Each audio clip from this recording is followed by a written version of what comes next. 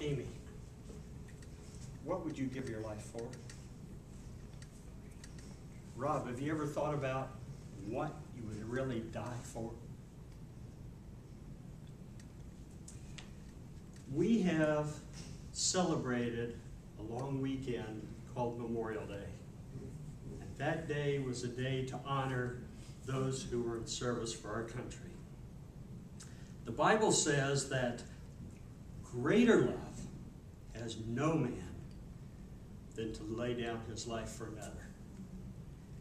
And that is what many of our servicemen and servicewomen have done over the years, from the Revolutionary War through the current conflicts that we have.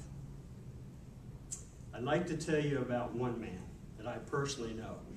His name is Dale Colley. He is a former United States Army Ranger who served in Vietnam.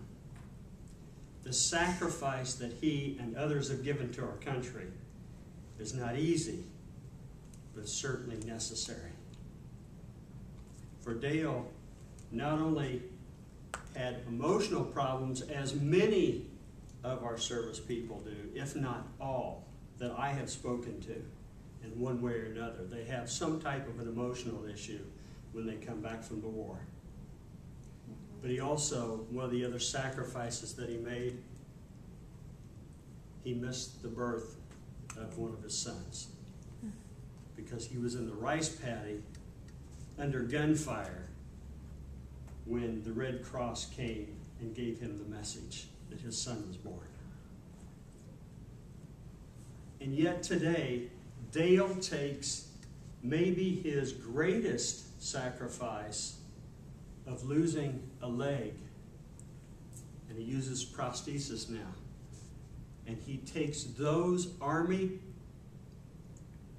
commanding officer traits and characteristics into the boardroom to teach board members and leaders of our companies how to effectively engage in corporate warfare.